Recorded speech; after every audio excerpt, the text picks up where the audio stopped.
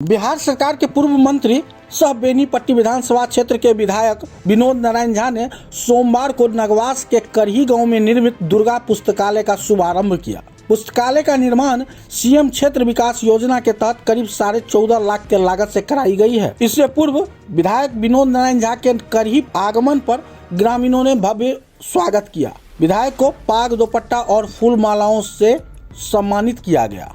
इस दौरान भारतीय जनता पार्टी के मंडल अध्यक्ष संजय मिश्र, चंदन ठाकुर, जयसुंदर मिश्र, पप्पू सिंह, शालिग्राम झा, मुकेश सिंह, शिवशंकर पांडे, शशि कुमार साहू, मदन कर्ण सहित कई बीजेपी के नेता मौजूद थे। दुर्गा पुस्तकालय के शुभारंभ के बाद विनोद नारायण झा, जो बिहार सरकार के पूर्व मंत्री हैं और बेनीपट्टी के विधायक हैं, उन्होंने तेजस्वी यादव के मामा सुभाष यादव के बयान पर लोगों को 90 के दशक से 2005 तक लालू और राबड़ी शासनकाल को याद कराया है और कहा है कि देखिए, राजद के तेजस्वी यादव के रिश्तेदार ही उस दौर के जो कहा जा रहा था, जो भारतीय जनता पार्टी के नेता कह रहे थे कि जंगल राज है और अपहरण उद्योग चल रहा है, उसकी पुष्टि कैसे हो रही है। फिलहाल आप सुनिए विधायक विनोद नारायण झा क्या कुछ कहते नजर आ रहे हैं। लालू यादव के साले सुभाष यादव ने जो बातें कही है वो हम लोगों का दिल को छू गया।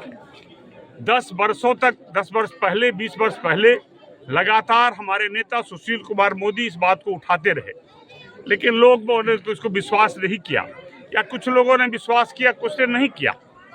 इस बार सुभाष यादव ने कहा है कि लालू राबड़ी शासनकाल के 15 वर्षों में जितनी भी अपहरण और फिरौतियां हुई, उसका सेटलमेंट मुख्यमंत्री निवास में होता था और लालू यादव उसके लिए सेटलमेंट करते थे। और सेटलमेंट करने के बाद जो लेन देन होता था, वो लेन देन भी वहीं पूरा होता था। इसका बड़ा प्रमाण है कि जितने भी करीब 100-200 अपहरण हुए, उन अपहरणों का लेन देन से लोग छूटे भी, कुछ लोग मरे भी, लेकिन एक भी मुकदमा दर्ज नहीं हुआ।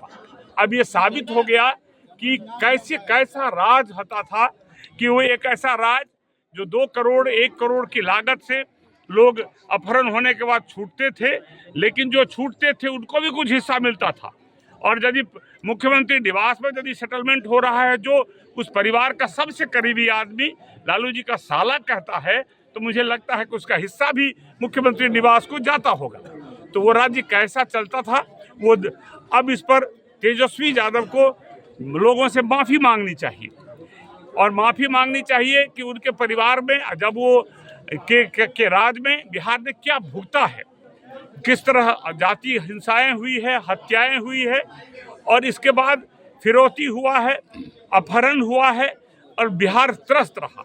अब वो मुख्यमंत्री बनने के लिए नई नई घोषणाएं कर रहे हैं। कौन भरोसा करेगा उस घोषणा पर? जो इसके राजपाट, उनके माँ के शासन को, उनके पिता के शासन को लोगों ने देखा है कि उनका शासन कैसा चला है। अब उनके घर से ही ये बातें निकल कर आ रही है कि उसका निगोशिएशन होता था, उसका सेटलमेंट होता था, फिरौती की रकम दी जाती थी। इसलिए हम तेजस्वी यादव से मांग करते हैं कि यदि वो बिहार में नेतृत्व करने की इच्छा रखते हैं तो लोगों के बीच में आए, अपने माता पिता के कुशासन के लिए लोगों से माफ़ी मांगे और वचन दें कि उनके पास जब वो किसी रूप में सत्ता में आएंगे तो इसकी पुनरावृत्ति नहीं होगी। इसकी तो कोई उम्मीद नहीं कि वो सत्ता में आएंगे, क्योंकि जनता समझ गई है। क्योंकि उसका कारण ये है कि लालू यादव के चारों ओर जो ताकतें, जो लोग, जो शक्तियां लगी थी, वही ताकत, वही लोग, वही शक्तियां तेजस्वी यादव के साथ भी लगी हुई है। तो कोई विश्वास नहीं कर सकता कि तेजस्वी यादव के नेतृत्व में सुशासन आ सकता है। और अब ये बात स्पष्ट हो गया, उनके परिवार के लोगों ने कह दिया है, तो ये स्पष्ट हो गया है। बिहार की जनता को समझ लेना चाहिए, सावधान हो जाना चाहिए।